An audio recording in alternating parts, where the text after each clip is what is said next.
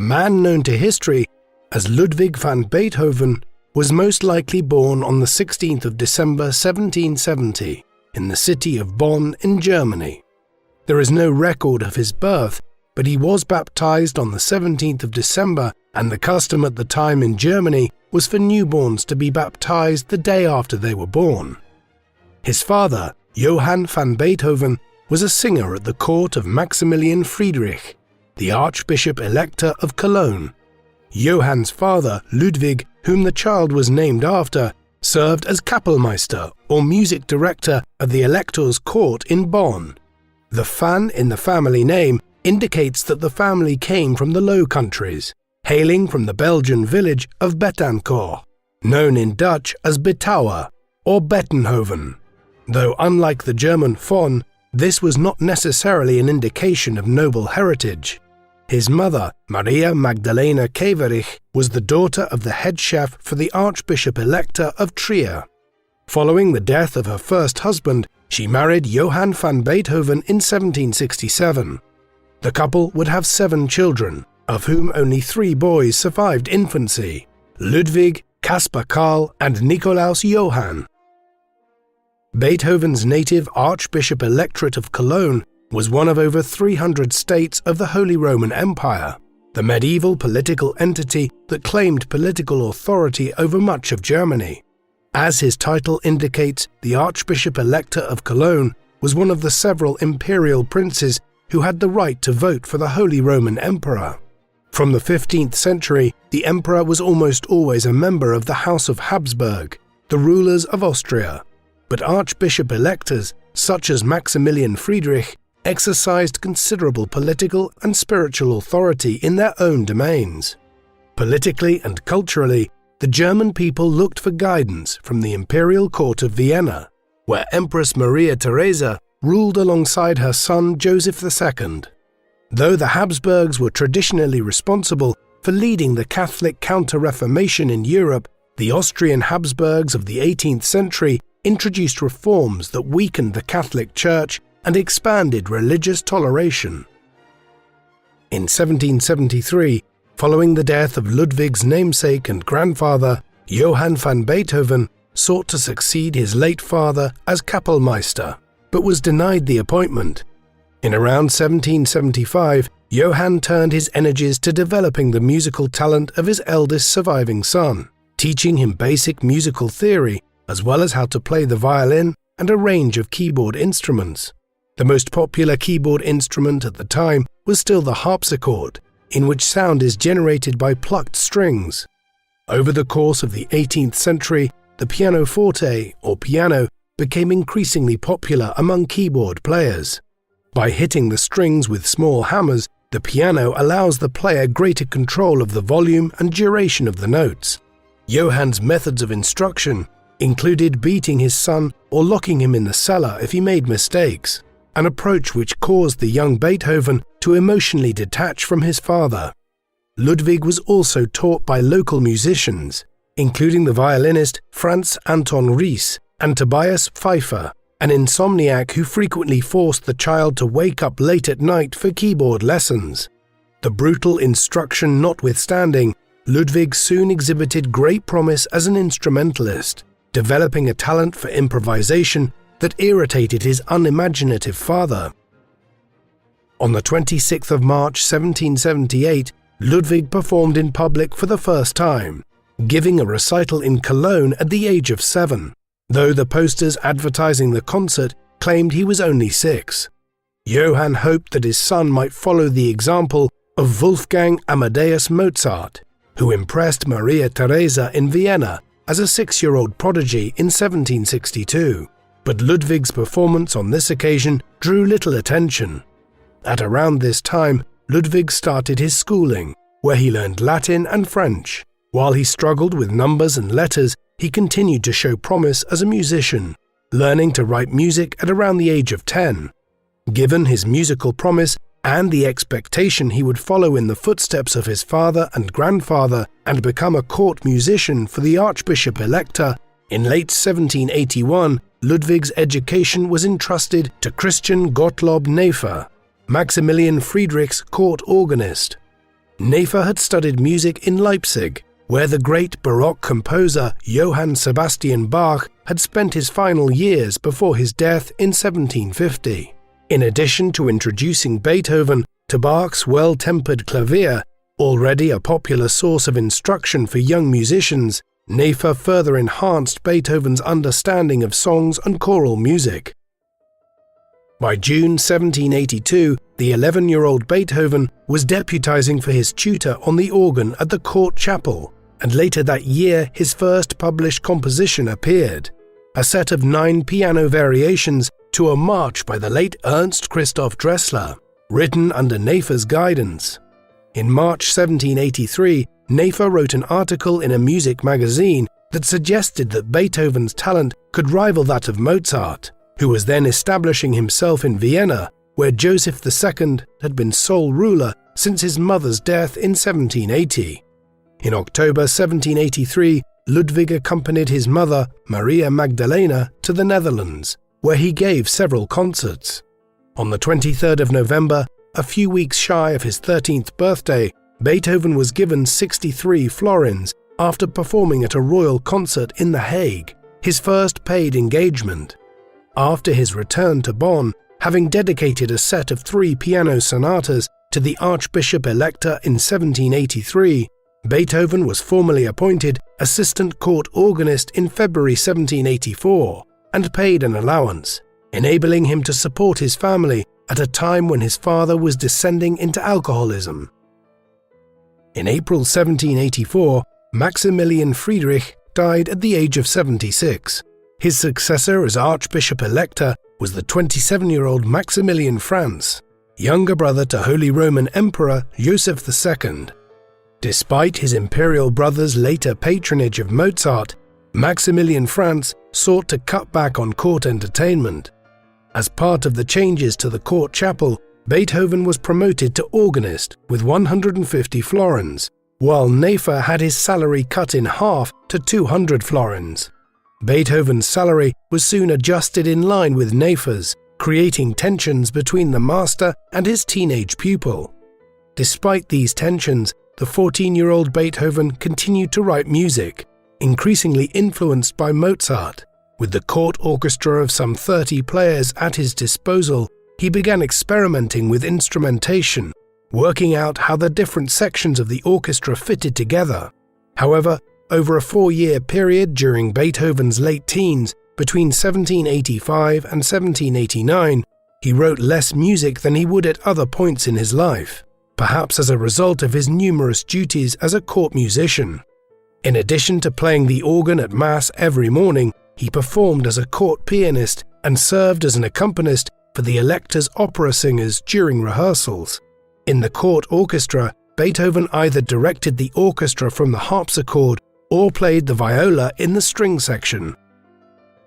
In early 1787, perhaps following a suggestion from Nefer, Max Franz proposed sending the promising young musician to Vienna to study under Mozart. The Archbishop-Elector agreed to sponsor the trip, hoping that Beethoven would be in a position to increase the prestige of his patron's court upon his return to Bonn. Beethoven left Bonn in late March and would have arrived in Vienna around the 8th of April. During his first visit to the imperial capital, Beethoven recalled being impressed upon catching sight of Emperor Joseph. While Beethoven only mentioned seeing Mozart play, it is possible that the latter may have offered the young man some instruction. However, after less than 2 weeks in Vienna, Beethoven received the alarming news that his mother was seriously ill and was forced to return home. Weakened by tuberculosis, Maria Magdalena died at the age of 40 on the 17th of July 1787. The 16-year-old Ludwig was devastated at the loss of a loving mother, leaving him with an emotionally distant and alcoholic father. His depression was tempered by frequent visits to Helena von Breuning, a wealthy widow who employed him to tutor her 4 children in music, while Madame von Breuning took the role of a substitute mother. Beethoven enjoyed playing piano duets alongside her 16-year-old daughter, Eleonora, and would later become a close friend of her 13-year-old brother, Stefan. In addition to emotional support from members of the family, Beethoven received an informal education in German literature, history, geography, and science from the Breunings and their high society guests. The teenager read plenty of literature and poetry and was particularly inspired by Schiller's ode An die Freude, or To Joy, which celebrated the divine gifts of love, brotherhood, and freedom. One member of the Breuning circle was Franz Gerhard Wegeler, a science student at the University of Bonn. Through Wegeler's efforts, Ludwig managed to enroll at the university as a part-time student of philosophy.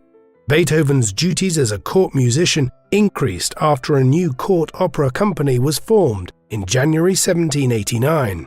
Later that year, Beethoven was finally granted his raise when his drunkard father was pensioned off with half of his salary of 400 florins. The remaining 200 was given to Ludwig, who effectively assumed responsibility for his father and his two younger brothers. As Beethoven turned 19 in December 1789, he had just lived through one of the most consequential years in European history. For several years, King Louis XVI of France had been struggling to replenish the empty French state coffers, caused partly by his decision to support the United States of America's successful struggle for independence against the British Empire. By 1789, as famine swept over the country and the nobility resisted higher taxes, a National Assembly representing the commoners took control of the government. Meanwhile, in Vienna, Joseph II's radical reforms had been facing considerable resistance at the local level, and the frustrated emperor decided to reverse most of his measures. Not long afterwards, Joseph died at the age of 50 in February 1790. At the court of Cologne, Max Franz declared public mourning for his brother. Beethoven was asked to compose a memorial cantata, set to a text by the poet Severin Averdonk. Although he produced a profound 40-minute composition in C minor, a key that Beethoven would use throughout his career to symbolize tragedy, for unknown reasons, the cantata was never performed until it was rediscovered by Johannes Brahms almost a century later. A second cantata, written on the accession of Joseph's brother Leopold II as Holy Roman Emperor, was also withdrawn before it was due to be performed. Less than 2 years after Joseph II's death, the musical world was shocked to learn of Mozart's own passing on the 5th of December, at the young age of just 35.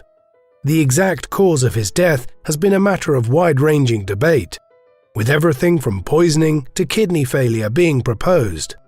His premature death meant that the 60-year-old Franz Joseph Haydn was now once again considered the leading composer in Europe. Haydn's greatest contribution to musical form was to popularize the symphony, writing over 100 during his lifetime. While symphonies had initially been 3-movement instrumental pieces used to introduce operas, Haydn transformed them into standalone 4-movement orchestral works, introducing a dance as a 3rd movement in between a fast opening movement, a slow 2nd movement, and a faster finale. While on his way to the first of 2 celebrated visits to England, Haydn had passed through Bonn in late 1790, where he was shown one of Beethoven's cantatas and recognized his abilities. While Haydn was in London, Beethoven was promoted to court pianist, in addition to his existing duties as court organist. In March 1791, Beethoven wrote the Ritter Ballet, a composition influenced by German folk dances to accompany a dance spectacle organized by Count Waldstein.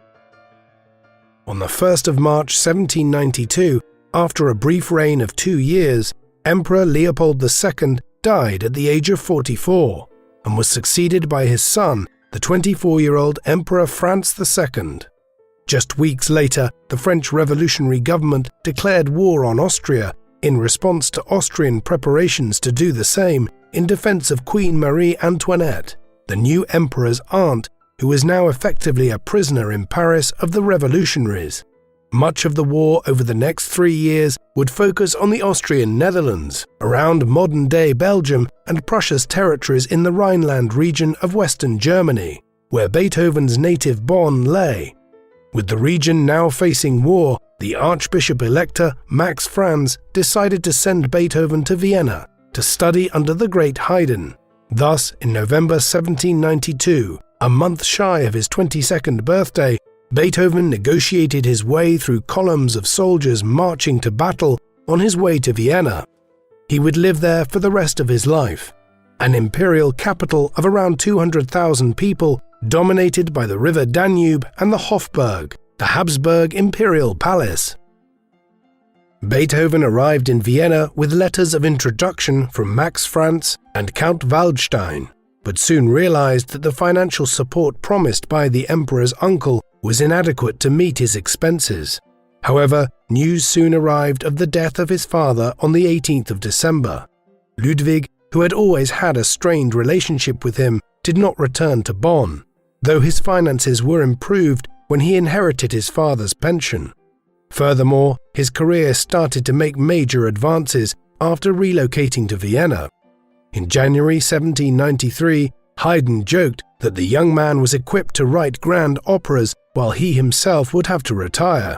Beethoven had taken lessons from Haydn due to the latter's mastery of counterpoint, a musical interaction where two or more lines that differ in their rhythm and melody continue to maintain a harmonic relationship with each other. Haydn gave Beethoven hundreds of exercises in counterpoint, but made few corrections to Beethoven's mistakes. Within 6 weeks, Beethoven decided that Haydn could not effectively teach him counterpoint, but continued to benefit from his ability to observe Haydn's work at close quarters and from Haydn's relationship with potential aristocratic patrons. Despite his struggles, Beethoven was already making a name for himself as a pianist in Viennese society. Among the influential individuals who took an interest in Beethoven's career at this time was Baron Gottfried von Swieten, the director of the Imperial Library and a patron of Mozart and Haydn, who dabbled in composition himself. Beethoven lived in an attic apartment above the residence of Prince Karl and Princess Christiana Lichnowsky, who also invited him to play at their Friday morning concerts. Prince Karl introduced the young musician to his brother Count Moritz, who would become a close friend. Other influential figures who would become important patrons were Joseph Franz Maximilian, Prince Lobkowitz, and Count Andrei Kirillovich Razumovsky, an amateur violinist who was appointed Russian ambassador to the Habsburg court in 1792 by Empress Catherine the Great. The young and ambitious Beethoven was not entirely amused by constant requests from his aristocratic admirers to improvise on the piano, but knew that he had to do so in order to make a living, especially as it was not clear how much longer the Archbishop Electorate of Cologne would survive before the arrival of a French army, a development which would preclude the possibility of returning home to Bonn. In France, both King Louis XVI and Queen Marie Antoinette were executed by the revolutionary government in the course of 1793, a French Republic having been declared months earlier. Britain and the Dutch Republic now joined the war against France. Nevertheless, the armies of the revolution continued to see success on multiple fronts. Despite the worsening wartime conditions, Beethoven continued to work, publishing a set of violin variations to an aria from Mozart's Marriage of Figaro dedicated to his childhood friend Eleonora von Breuning. During his first year in Vienna, he also worked on a piano concerto in B-flat major, which once completed would be his Piano Concerto No. 2. Haydn sent several of these compositions to Max Franz in Bonn, requesting an additional 500 florins, having already lent Beethoven an identical sum out of his own pocket. In his reply, the Elector claimed that most of the compositions in question had already been performed in Bonn, refused to increase Beethoven's allowance, and indicated that he might recall the composer to Bonn. This incident, combined with Haydn's departure for London for a second tour in 1794, saw Beethoven begin to study under Johann Georg Albrechtsberger, the Kapellmeister of St. Stephen's Cathedral in the center of Vienna. In October 1794, French armies finally occupied Cologne, bringing hundreds of refugees to Vienna, including Beethoven's younger brother Karl Caspar. The extinction of the Archbishop Electorate, which followed the French conquest, resulted in the loss of Beethoven's salary, but the Lichnowskis allowed him to continue to stay as an honored guest at their house. On the upside, at just 24 years of age, he had begun to gain a reputation for his playing in the salons of Vienna. After more than a year of performing to aristocratic audiences, Beethoven made his public debut in Vienna at the Imperial Court Theatre, more commonly known as the Burgtheater, on the 29th of March 1795, playing a new piano concerto in C major, later known as his first piano concerto. Not long afterwards, he published his first composition, a set of 3 piano trios which he dedicated to Prince Karl Lichnowsky. Beethoven advertised the composition for sale at 1 ducat. It attracted 249 subscribers, making him a profit of just over 1,000 florins, enough for a year's expenses. He followed this initial success with a further set of 3 piano sonatas and was soon publishing a steady stream of chamber music over the next few years, including 5 trios for strings, 3 violin sonatas, and 7 piano sonatas. His stature as a pianist also continued to grow, and in 1796 he embarked on a tour of Bohemia and the German states of Saxony and Prussia. In Berlin, he performed twice for King Friedrich Wilhelm II of Prussia, to whom he would dedicate 2 of his cello concertos. By the time Beethoven returned to Vienna from his tour in July, the city was disturbed by the military successes of General Napoleon Bonaparte, the young French revolutionary commander who inflicted a series of defeats against Austrian armies in northern Italy. By early 1797, Napoleon's men had crossed into Austrian soil and were marching towards Vienna itself. During this anxious period, Haydn composed the Kaiserhymne in praise of Emperor Franz, which would become the national anthem of the Austrian Empire before being appropriated by Germany as the Deutschlandlied. In April 1797, with Napoleon less than 100 miles from Vienna, the city guard was mobilized and Beethoven composed a war song entitled Ein großes deutsches Volk, a great German nation. But a preliminary peace signed at Leoben on the 18th of April meant that the song was never performed. The following March, Viennese society was awestruck by a grand oratorio by Haydn, The Creation, who demonstrated he could still write magnificent music in his late 60s.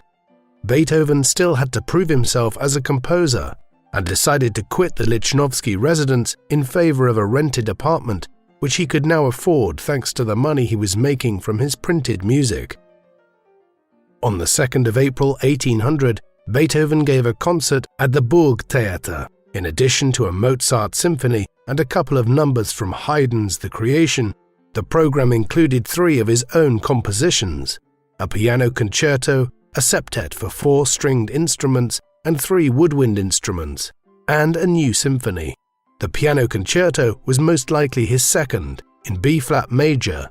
The melodious septet became his most popular work yet, while his Symphony No. 1 in C major signaled his entry into the field that Haydn and Mozart had made their own. At the age of 29, having spent 7.5 years in Vienna, Ludwig van Beethoven was finally established as a popular composer in his own right. Following his initial financial difficulties, he was making good money from his published compositions, his performances, and from teaching piano students, in addition to 600 florins a year from Prince Lichnowsky. In the summer of 1800, he moved out of the city centre to the suburban village of Unterdöbling. Henceforth, he would spend much of his time in the countryside, taking inspiration for his compositions from nature, before wintering in Vienna, refining his compositions and performing. Around this time, the Austrian army fought and lost a second war against revolutionary France. In November 1799, General Bonaparte overthrew the French government in Paris and established himself as first consul of the French Republic. Although an allied Russo-Austrian army had reconquered northern Italy, Bonaparte took back Italy following victory at Marengo in June 1800, while his colleague General Moreau decisively defeated the Austrians at Hohenlinden in Bavaria in December. By February 1801, another peace treaty in which Austria lost further lands was signed at Luneville. Although his position as a German composer in the Austrian capital should have dictated otherwise, Beethoven, like many European intellectuals, admired Bonaparte and viewed him as a figure who might extend the ideals of European enlightenment across the continent. In the spring of 1801, he wrote the music for The Creatures of Prometheus, an allegorical ballet based on the myth of Prometheus, the ancient Greek god who breathed life into mankind and gave them fire. It may have been a thinly disguised commentary on Bonaparte, though Beethoven had to be careful to get around the censors in Vienna. The ballet was performed 27 times and further increased the composer's renown. At the age of 30, Beethoven seemed destined to climb to greater heights as a musician and composer, but his closest friends knew a terrible truth about Ludwig. He was losing his hearing. In June 1801, he wrote to his old friend from Bonn, Franz Wegeler, that his hearing had been deteriorating for the past 3 years, and that after consulting doctors with mixed success, he continued to suffer from tinnitus, a severe ringing in the ears. Not only did this mean that he struggled to hear the music he was playing and composing, but he had trouble hearing what people were telling him in the theatre and on social occasions, causing him to isolate himself from society, a development which somewhat explains his decision to go and reside to an increasing extent outside Vienna in the countryside. Here he fought his growing depression at this turn of events by continuing to write music. One work from this time is Piano Sonata No. 14 in C-sharp minor. In this, Beethoven opened the piece softly, mournfully in the lower octaves before the introduction of the main theme with a slow, repeated G-sharp note on a higher register. Dedicated to his Italian student and love interest, Countess Giulietta Guicciardi, under the Italian title Sonata Quasi una Fantasia, like a fantasy. It would later acquire the nickname Moonlight. Although Beethoven never completely departed from the classical framework laid down by Haydn and Mozart, the Moonlight Sonata was an early example of the Romanticism of 19th century music. In April 1802, following the advice of his doctor, Beethoven moved to Heiligenstadt, a quiet spa town outside Vienna, where he struggled to come to terms with his progressive deafness. While out on a walk with his student and soon-to-be secretary, Ferdinand Ries, the son of his one-time tutor in Bonn, the latter remarked on the melodiousness of a tune emanating from a distant shepherd's pipe, but Beethoven was unable to hear it, despite following the music towards its source.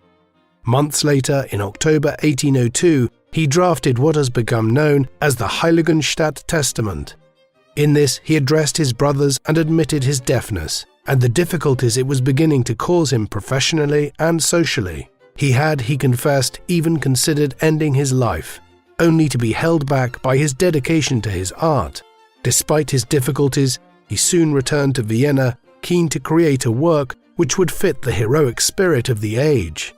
What caused his deafness has never been satisfactorily resolved, with theories ranging from syphilis or typhus to lead poisoning, and even a habit he developed early in life of plunging his head into cold water when he wanted to wake himself up in order to continue working. Of course, all this raises a question. If Beethoven increasingly could not hear, then how did he continue to compose and write orchestral arrangements of the quality that he did for so many years to come? The answer is complex. Firstly, Beethoven had lived half his life able to hear, and so he knew what instruments sounded like and how to arrange music through his memory of what certain notes and combinations would result in a specific sound. It has also been suggested in recent times by Evelyn Glennie, an award-winning multi-percussionist who has been deaf herself since she was 12 years old, that other parts of the body can learn to hear when the ears fail, and so the body becomes like a giant ear. In Beethoven's case, he trained the rest of his body to hear. He would place his teeth on the keys of the piano to hear the vibrations through his mouth, and also had a megaphone attached to it so that the vibrations coursed through his body when he played. Some of this may have resulted in his distinctive sound.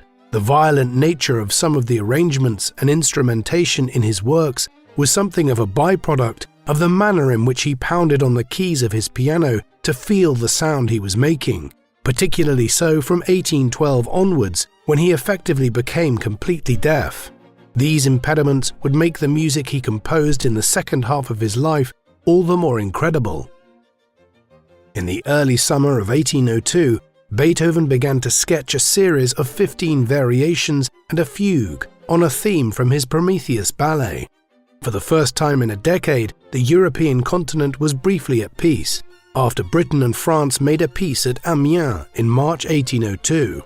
Keen to leave a legacy not only as a general but as a statesman, Napoleon was in the process of reforming French law, which soon after its publication in March 1804 came to be known as the Napoleonic Code. By early 1803, Beethoven continued to play around with his Prometheus theme, and soon created the framework for what would become his Third Symphony. Composed in E-flat major, it would become one of his greatest and most revered works. An epic opening movement was balanced by a funeral march in the second movement, followed by a quick and joyful scherzo in the third movement, reminiscent of a drinking party in an army camp, before an epic finale featuring 10 variations on the same Prometheus theme that Beethoven had grown to love. Destined to be grander and longer than any of Mozart or Haydn's symphonies, Beethoven named his work in progress Bonaparte. It was also during this period that he premiered his Second Symphony on the 4th of April 1803 at the Theater an der Wien in Vienna. After moving back to the countryside for the summer of 1803, Beethoven completed his Piano Sonata No. 21 in C major, dedicated to Count Waldstein, who gifted him a French piano in August. He continued to work on his Bonaparte Symphony, playing extracts on the piano in the presence of his students. By June 1804, he was able to present it to Prince Lobkowitz's orchestra for a first rehearsal. The first movement opened with 2 powerful E-flat major chords before the cellos take up the theme in an energetic exposition which introduced a level of harmonic and rhythmic complexity that confused the orchestra and forced them to start again. Shortly before the recapitulation of the main theme, Beethoven intended for a horn to introduce the theme while the strings finished the development. Standing next to Beethoven, Ries assumed the horn had come in too early and shouted, "That damned horn player, can't he count?" According to Ries, Beethoven did not forgive him for a long time for unintentionally slandering his orchestral arrangement. After doubtless many more undocumented rehearsals to familiarize the Lobkowitz players with the innovative symphony, Beethoven's princely patron and his orchestra decamped to his summer palace with the manuscript in August. By the time Beethoven returned to Vienna in late 1804, his emotional energies were diverted to the romantic pursuit of his recently widowed student, Countess Josephine von Brunswick, writing her a series of love letters in early 1805. At around this time, he wrote his Piano Sonata No. 23 in F minor, the tempestuous Appassionata Sonata, which he considered his finest of the genre. When Josephine rejected him, Beethoven turned to an opera he was writing, based on Jean-Nicolas Bruey's play Leonore, set to a German libretto by Josef Sonnleitner of the Burgtheater. The plot was inspired by a real-life tale of a young aristocratic woman who disguised herself as a boy to free her husband from prison during the French Revolution. Having been spurned by his latest and most passionate love interest, Beethoven feared that the subject matter of the fidelity of married love was one that he would never achieve. It would prove to be the case. He never married. In December 1804, First Consul Bonaparte crowned himself Emperor of the French at the Cathedral of Notre Dame in Paris, in what to many people seemed like a betrayal of the principles of the French Revolution. It was around this time that Beethoven furiously scratched out the name of Bonaparte from the title page of his Third Symphony, which premiered in public on the 7th of April 1805. After rededicating the symphony to Lobkowitz for 400 florins, Beethoven retitled the symphony Eroica, or Heroic, subtitled Composed to Celebrate the Memory of a Great Man. Like the Lobkowitz Orchestra during its first rehearsal, the audience was bewildered, and only after several performances did the critics catch up with the great composer. In August 1805, Austria joined Russia and Britain in a third coalition against France, which soon ran into disaster when Napoleon comprehensively defeated the Austrians in the Ulm region of southern Germany. Just as Beethoven was putting the finishing touches on his opera, renamed Fidelio at the last moment, Napoleon advanced on and then entered Vienna with his forces on the 13th of November. While his aristocratic patrons fled the capital, Beethoven's Fidelio received its premiere on the 20th of November. It was not a success, and Beethoven withdrew the opera after a revised two-act version staged in the spring of 1806 achieved equally disappointing results. Beethoven was somewhat upset by the response to Fidelio, but he nevertheless continued to create splendid masterpieces in the years that followed, including his fourth piano concerto in G major, a violin concerto in D major, and his Fourth Symphony in B-flat major. Beethoven's departure from classical norms often troubled his listeners. When the violinist Felix Radicati failed to appreciate them, Beethoven shot back, "They are not for you, but for a later age." Despite such statements of confidence in himself, he was clearly troubled by both his own personal circumstances and the response by some critics to his work. His behavior was increasingly erratic during this period, including regular fights with his two brothers, arguments with close friends, and an attempt to throw a chair at Prince Lichnowsky, which caused the prince to stop paying his annual subsidy of 600 florins. Over the course of 1807, Beethoven composed some of his most famous pieces, including 2 symphonies and a 5th and final piano concerto. With Haydn nearing his death, Beethoven was emerging as his successor, as the giant of European music. Despite the naysayers who continued to critique his work on occasion in Vienna. Meanwhile, Napoleon had followed up on his occupation of Vienna with a string of further military victories which extended the French Empire across much of Beethoven's native Germany. As master of Europe, he began to place his brothers and relations on the thrones of client kingdoms, including his youngest brother Jerome, who was crowned King of Westphalia, with his capital in the state of Hesse. Jerome soon invited Beethoven to become his Kapellmeister in October 1808. Beethoven was inclined to accept Jerome's offer, having been rejected by the Burgtheater for an increase in pay to 2,400 florins a year. He was further motivated by the sense that Vienna did not appreciate his genius, a feeling which was compounded when a major concert of his in Vienna on the 22nd of December 1808 at the Theater an der Wien did not live up to his exacting standards. This was despite it being the occasion of the premiere of his Fifth Symphony, with its 4-note opening motif consisting of 3 short Gs followed by a long E, one of the most recognizable motifs in musical history. On the 7th of January 1809, Beethoven accepted the offer to become Kapellmeister at Jerome's court in Westphalia. However, he did not take up the position, and instead used it as leverage to improve his financial position in Austria. Austrian society was preparing for another war against Napoleon, but 3 aristocratic benefactors were sufficiently alarmed by the thought of Beethoven leaving to offer him 4,000 florins a year to stay in the Habsburg Empire. Among the 3 men was Archduke Rudolf, the youngest brother of Emperor Franz, who had been studying piano with Beethoven for over a year. In April 1809, with Napoleon's armies once again at the gates of Vienna in a fresh war, Beethoven completed his 5th piano concerto in E-flat major. Dedicated to Archduke Rudolf, the militaristic composition would later be called the Emperor Concerto, more likely inspired by Napoleon than the unimaginative Franz. On the 4th of May, as Rudolf was obliged to evacuate the capital, Beethoven completed his Piano Sonata No. 26, commonly known as Les Adieux, or Farewell. At the end of the month, with Vienna yet again under French occupation, Franz Joseph Haydn died at the age of 77. Several days before Haydn's death, the Austrian army under the emperor's brother Archduke Charles prevented Napoleon from crossing the Danube at the Battle of Aspern-Essling on the Great Plain to the northeast of Vienna, fueling hopes in the city that Napoleon might be expelled soon. However, Napoleon won the close-fought rematch on the same ground at Wagram in July, leading to a peace treaty sealed by the marriage of Napoleon and Archduchess Marie-Louise, the teenage daughter of the Austrian emperor.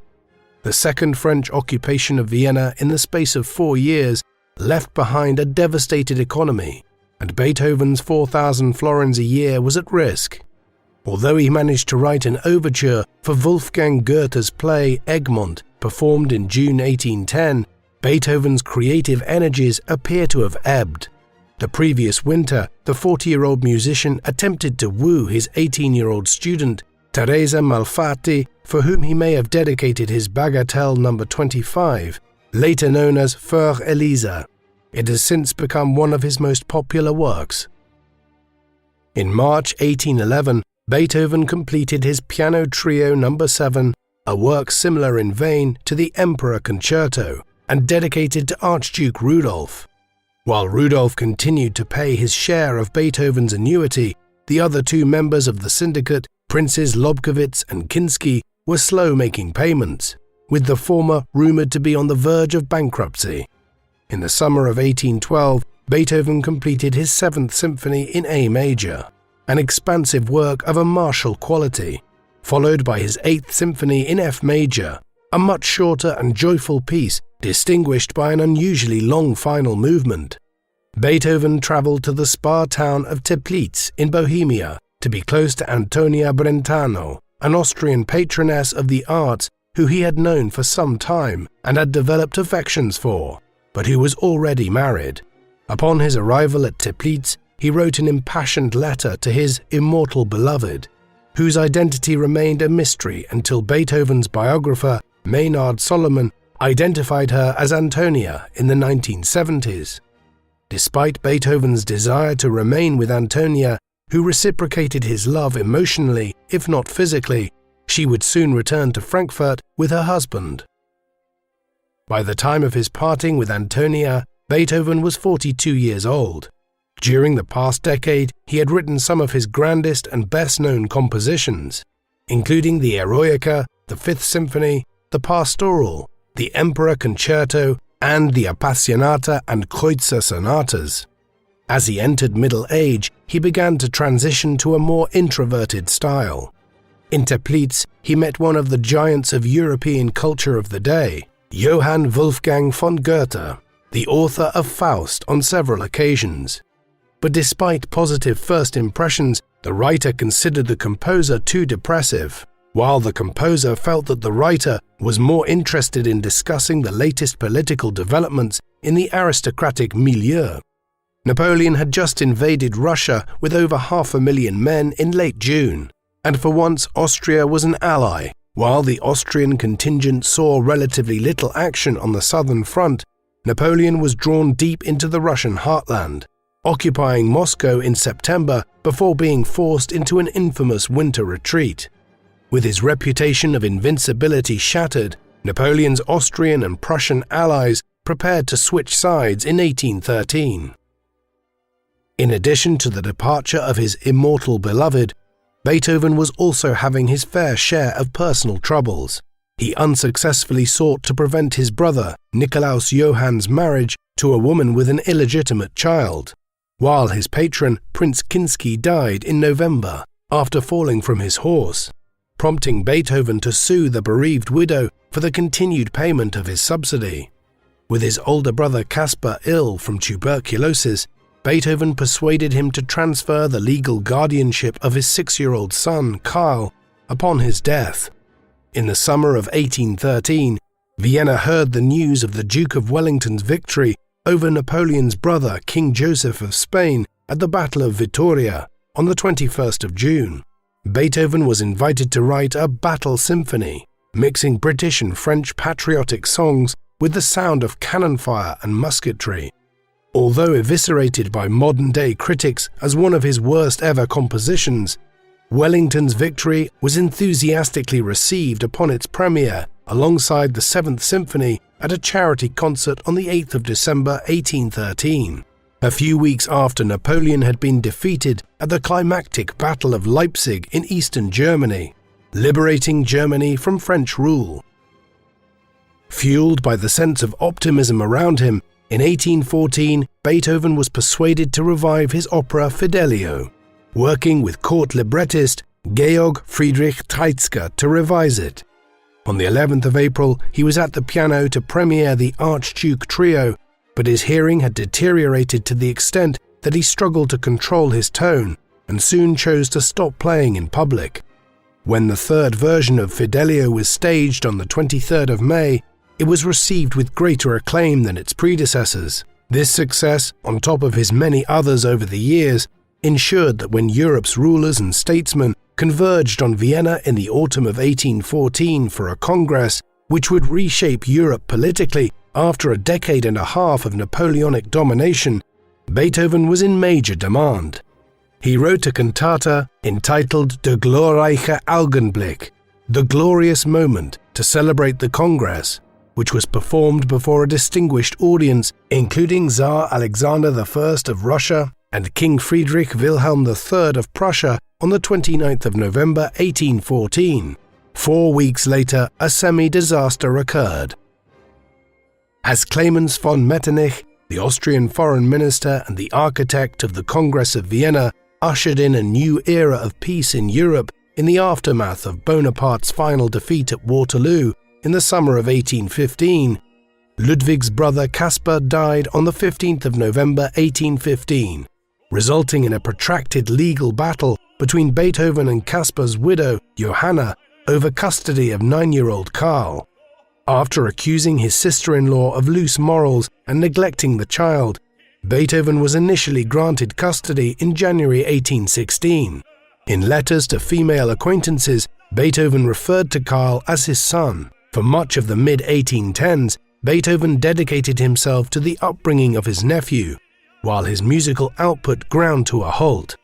It was only in 1818 that Beethoven returned to work, writing his Piano Sonata No. 29 in B-flat major, the Hammerklavier, one of the most challenging pieces in the piano repertoire. By late 1818, with Beethoven ill, deaf, and struggling to manage his household, Johanna sought to take back her son. During another round of litigation at the end of the year, Karl ran away to his mother on the 3rd of December, to the despair of his uncle. While Johanna brought the child back to Beethoven the following day, the mother and son subsequently informed the court of Beethoven's often erratic behavior. Beethoven responded by mobilizing support from his imperial patron Archduke Rudolf, winning back custody in April 1820.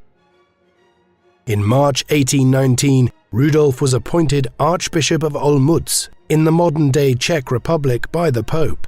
Beethoven was motivated to compose a solemn mass for the Archduke's installation, scheduled for March 1820, but after writing 2 movements of the Missa Solemnis in 1819, he was distracted by the litigation over his nephew and realized he could not finish the composition in time. No longer restricted by a deadline and determined to create a masterpiece, Beethoven spent 4 years crafting the Missa, during which he took a greater interest in religion and spirituality, attracted not only by Christian beliefs but those from ancient Egypt, India, and China. Beethoven's interest in spirituality was also likely motivated by thoughts of his own mortality, prompted by an attack of rheumatism in 1821, the same year Napoleon died at the age of 52 in exile on the remote island of St. Helena. When asked to write an elegy to commemorate the late emperor, Beethoven replied that he had already written the appropriate music for such an occasion, most likely referring to his Eroica Symphony. Between 1820 and 1822, Beethoven composed his last 3 piano sonatas, numbers 30 to 32. In early 1823, he finished writing his 33 Diabelli variations on a waltz theme written by Viennese music publisher Antonio Diabelli. Diabelli had asked 50 composers to write 1 variation each to his theme as part of a charitable project. and though Beethoven initially refused to get involved, he soon appreciated that the theme had significant potential, forming the basis for his longest piano composition. Upon its publication as Beethoven's Opus 120, it is the only one of Beethoven's works publicly dedicated to Antonia Brentano, a woman who amongst Beethoven's many love interests seems to have been his truest love.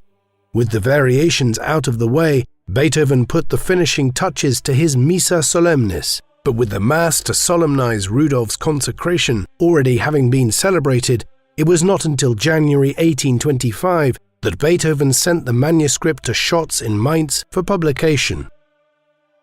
The Missa Solemnis received its premiere in the Russian capital of St. Petersburg on the 7th of April 1824, at a concert organized by Prince Nikolai Golitsyn, an amateur cellist and Beethoven admirer.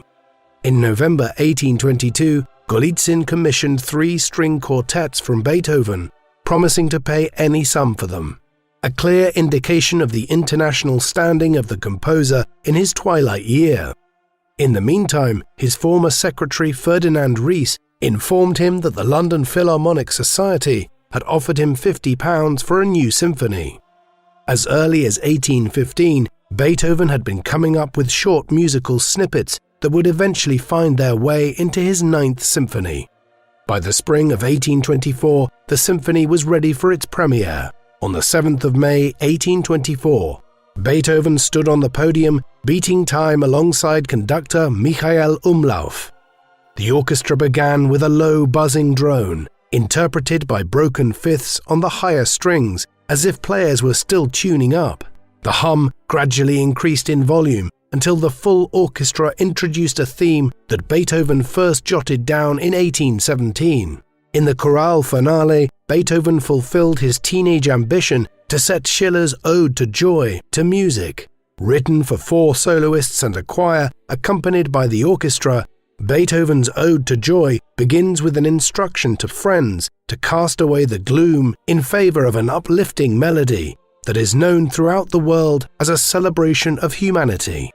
By the end of the performance, Beethoven, almost completely deaf, was unaware of the thunderous applause that greeted his new composition. The alto, Carolina Unger, tapped him on the shoulder and made him turn to face the enthusiastic crowd.